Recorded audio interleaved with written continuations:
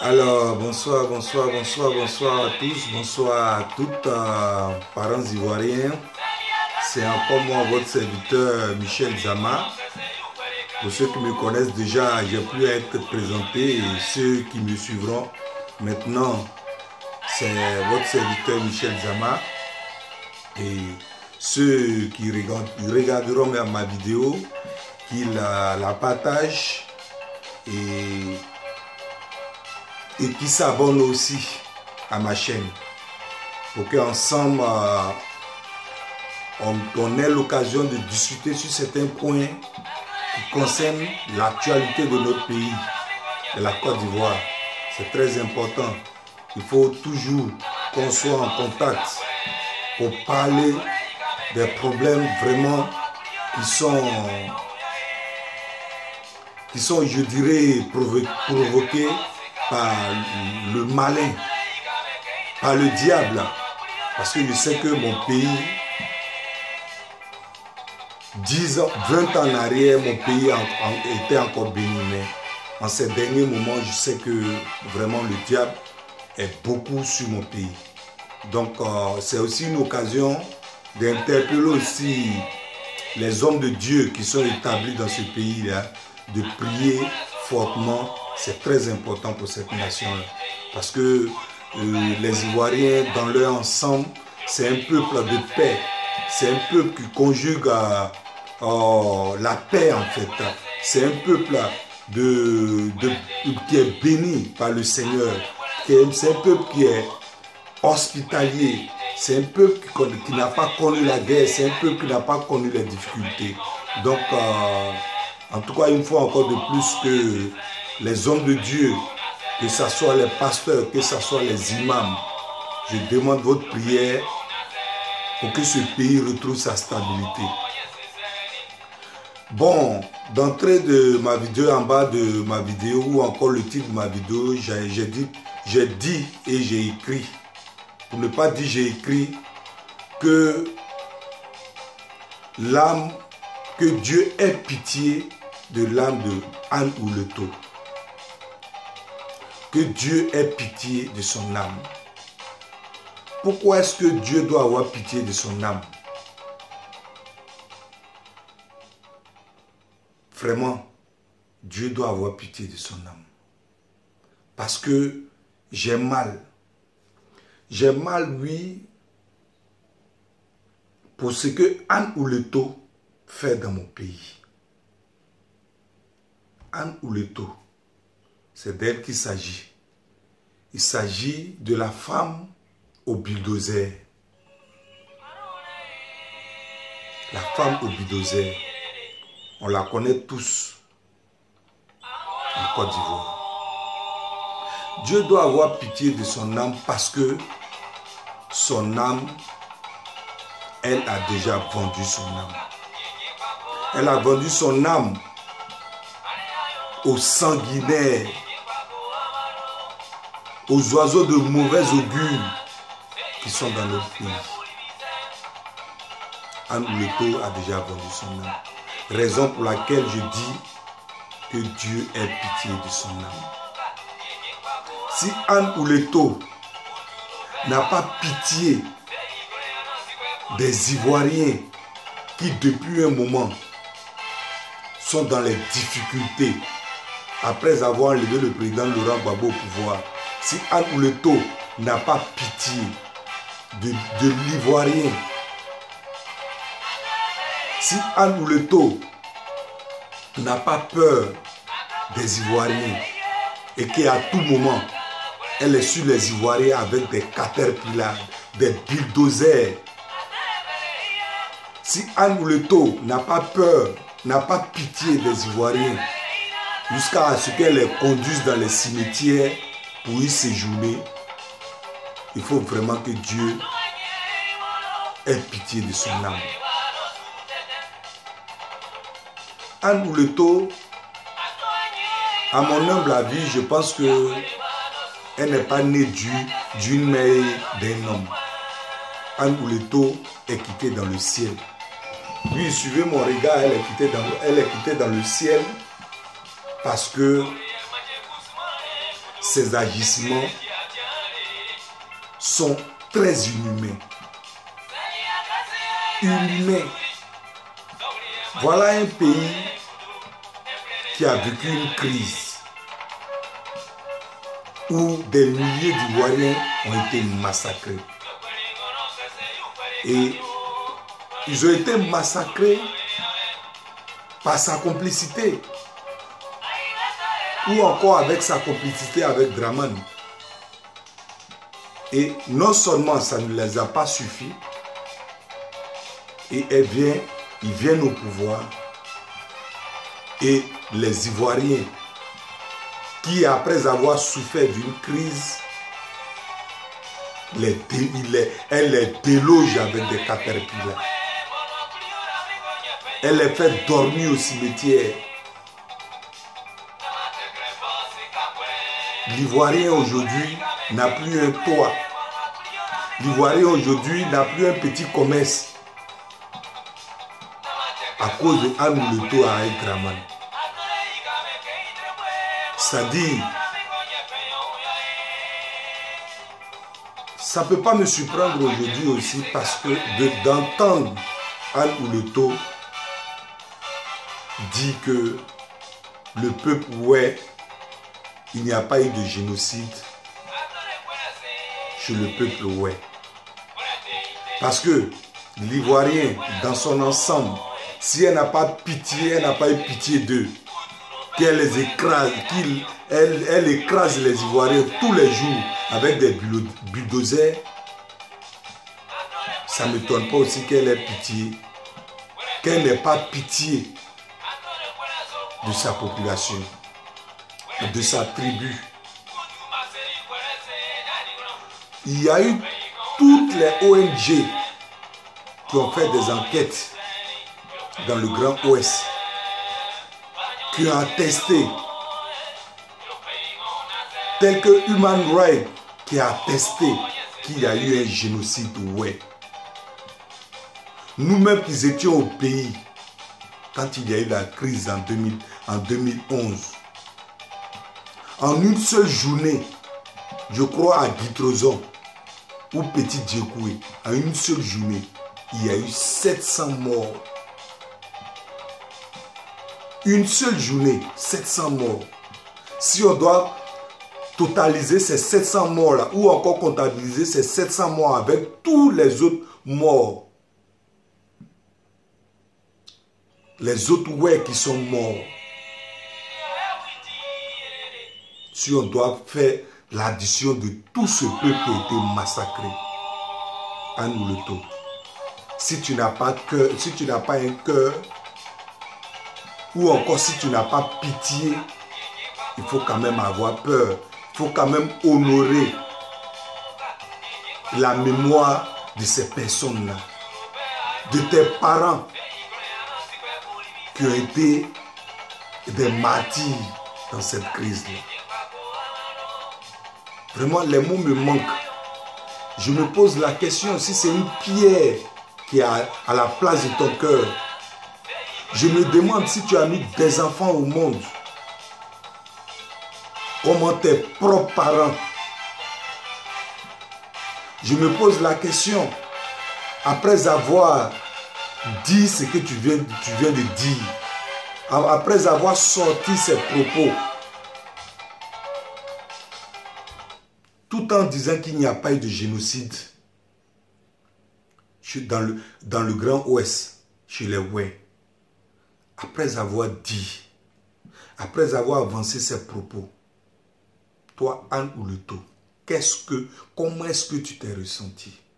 Comment est-ce que, quand tu t'es regardé dans une glace après avoir avancé ces propos-là, quand tu t'es regardé dans une glace, est-ce que ta conscience ne t'a pas fait mal, ne t'a pas grondé? Il était encore préférable de ne même pas faire une déclaration. Après avoir dit ça, qu'est-ce que tu auras de Dramane Ouattara? Et ce qui est écœurant, c'est que tu vas quitter là pour dire un jour que tu vas chez toi au village.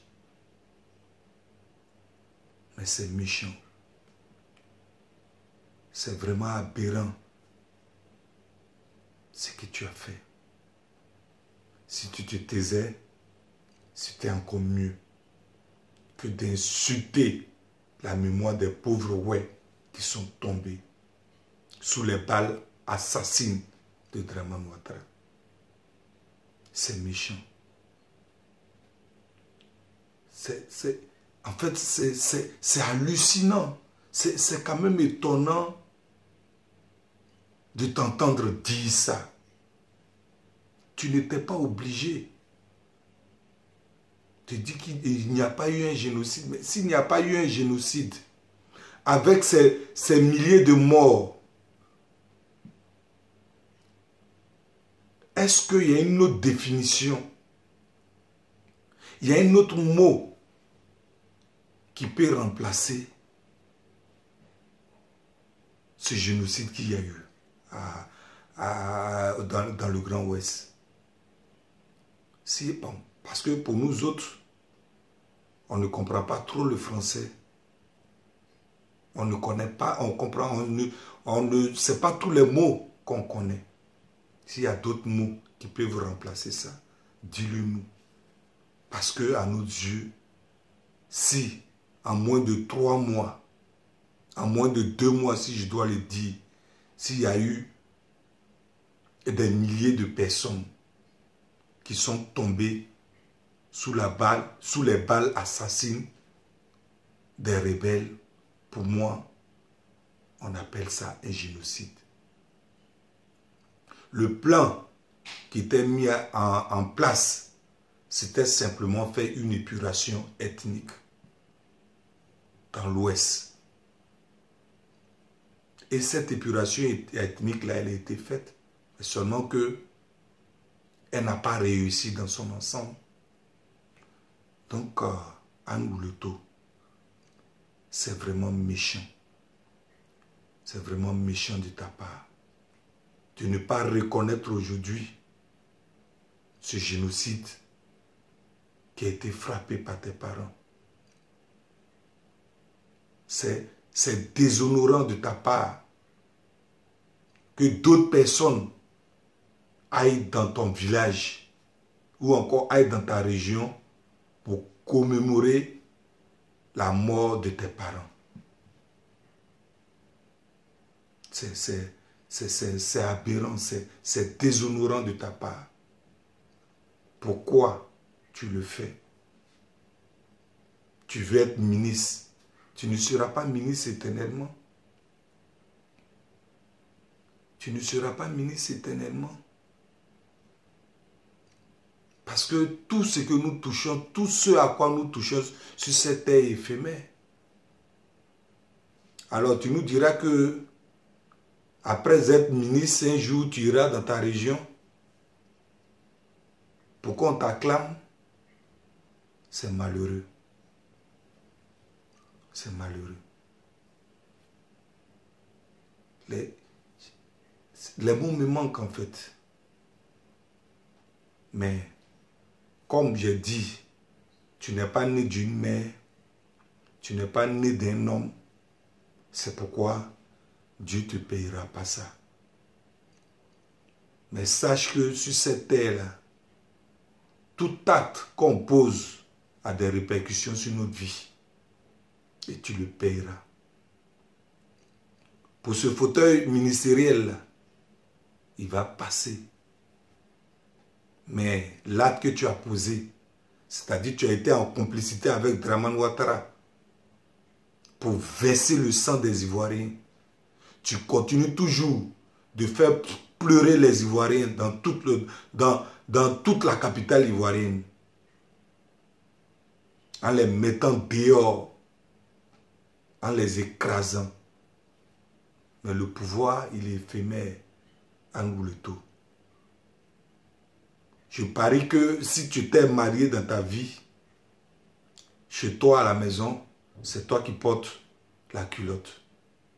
Parce que si tu avais un homme dans ta vie, c'est sûr que tu n'auras pas tu n'allais pas aussi te comporter de cette façon. Et chez nous aussi, quand une femme agit comme ça,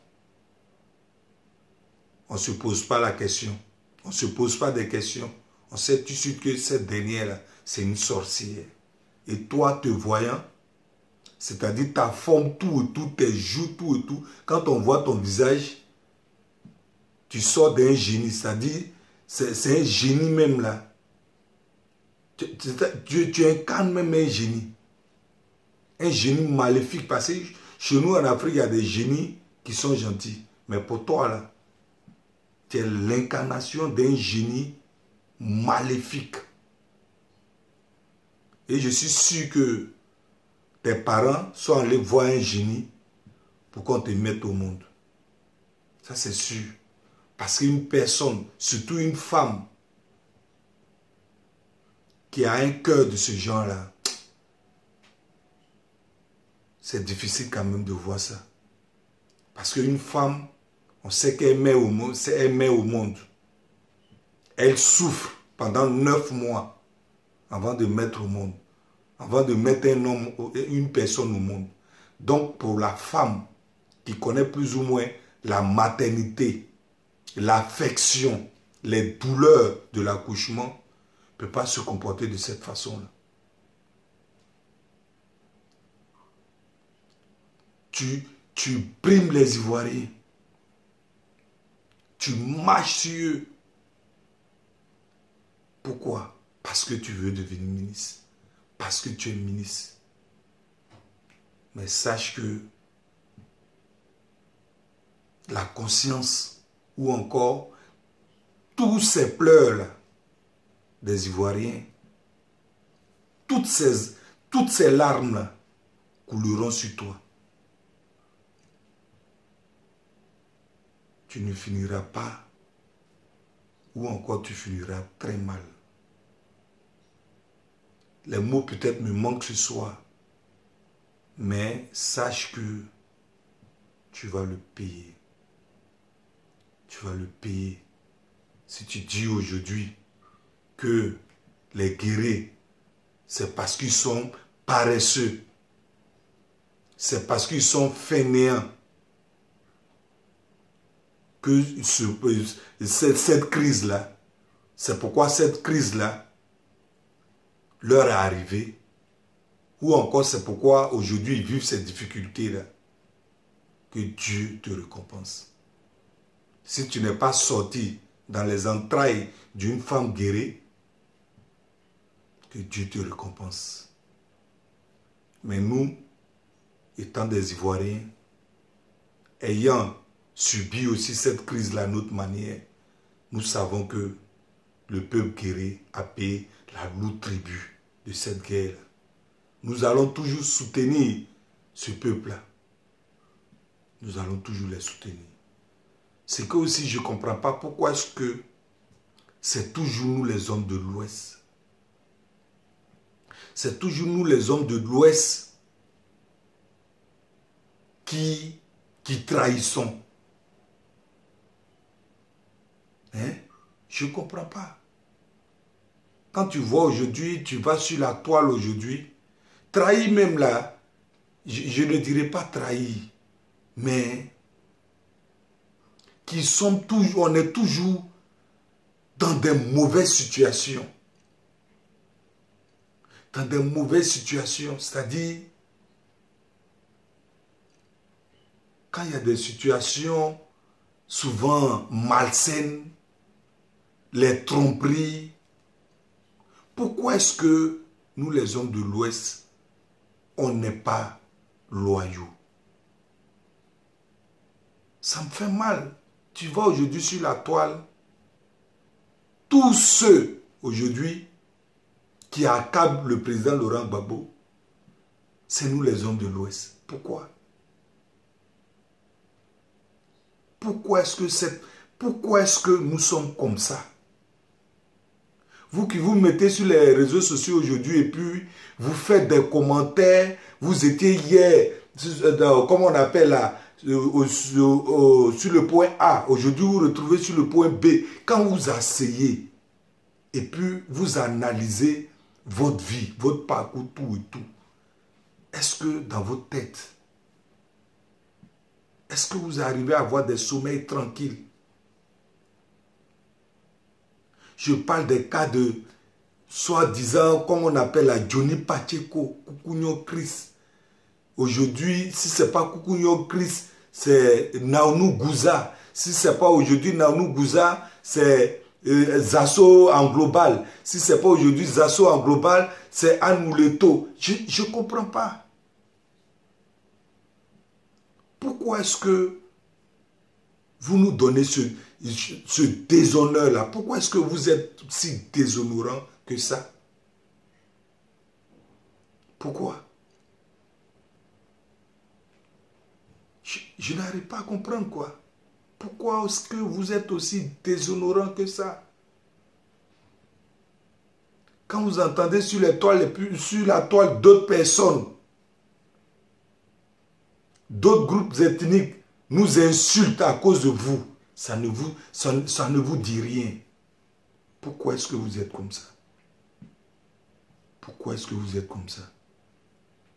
Vous aujourd'hui, qui attaquez le président Laurent Gbagbo, quand il parle de vous, je parle de nous les hommes de l'Ouest. Vous savez et pertinemment que ce monsieur-là, c'est lui qui est dans la vérité, vous le savez. Mais pour des histoires de miettes, vous vendez vos consciences. Vous vilipendez ce monsieur-là aujourd'hui. Pourtant, vous l'avez tous adulé hier. Pourquoi vous êtes comme ça? C'est pas aussi étonnant de vous voir comme ça aussi, parce que tout ça là aussi, ça a commencé dans nos villages. Tu vas aller dans nos villages, un père de famille, quelqu'un d'autre, un étranger va quitter là-bas, il va venir lui donner soit peut-être 500 francs ou bien 1000 francs pour qu'il paye un poisson pour manger, comme on appelle là, son foufou avec. Pour le fait d'avoir reçu les 1000 francs, il est capable de vendre son frère. Il est capable même là de divulguer tous les secrets du village. C'est propre en nous. Je ne sais pas pourquoi. Et vous qui le faites, votre conscience, est-ce que vous arrivez à dormir normalement? C'est vrai, je suis un homme de l'Ouest. Mais moi, personnellement, me connaissant, je ne dis pas que je suis parfait. Mais je suis quelqu'un, si il m'arrive de poser un acte de ce genre-là, je réfléchis beaucoup. Parce que je suis quelqu'un, je n'aime pas dormir avec une conscience qui me gronde. Vraiment, je n'aime pas le faire. C'est quand même méchant de notre part. Les Atiers vont venir sur la toile et vont nous insulter à cause de vous. Les Abels vont venir sur la toile, ils vont nous insulter. Les Agnis vont venir sur la toile, ils vont nous insulter. Les Bondoukoins vont venir sur la toile, ils vont nous insulter. Tout ça à cause de vous.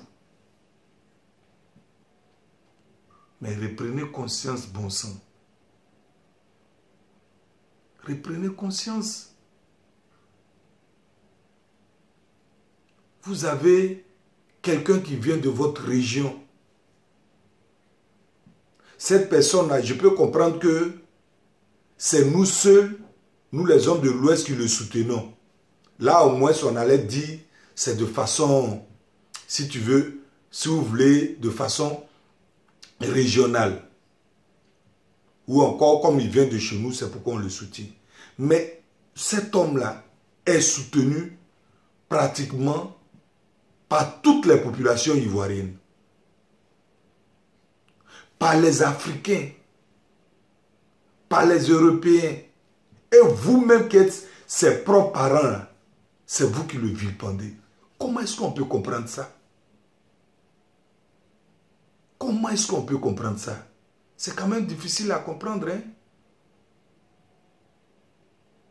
Vous qui êtes ses propres parents là, c'est pas pour dire qu'il fait mauvais. S'il il faisait ce qu'il faisait mauvais, ou bien il faisait de mauvaises choses, qu'on ne le soutenait pas. Parce que moi, personnellement, s'il faisait de mauvaises choses, s'il avait mal géré les Ivoiriens, s'il avait mal gouverné les Ivoiriens, me connaissant en tant qu'un homme de vérité, je n'allais pas le soutenir. Mais ceux même qui ne viennent pas de sa région le soutiennent. Et vous-même qui êtes ses parents. Pour dire plus ou moins que si je suis dans ma maison et que mes propres enfants que j'ai mis au monde me vilipendent, on ne peut pas être étonné de voir les enfants du dehors qui ne vont pas me respecter. Si moi-même mes propres enfants que j'ai mis au monde ne me respectent pas, ce n'est pas ceux qui sont dehors qui vont me respecter. Mais dans le cas de Gbagbo, nous-mêmes, on ne le respecte pas, on le vilipende. Et puis, c'est les gens du dehors qui le valorisent. Donc, ça devrait plus ou moins nous interpeller. Je ne sais pas, si c'est un esprit vraiment qui est en nous, que chacun de nous fasse son mea culpa pour pouvoir abandonner cet esprit-là. C'est très important.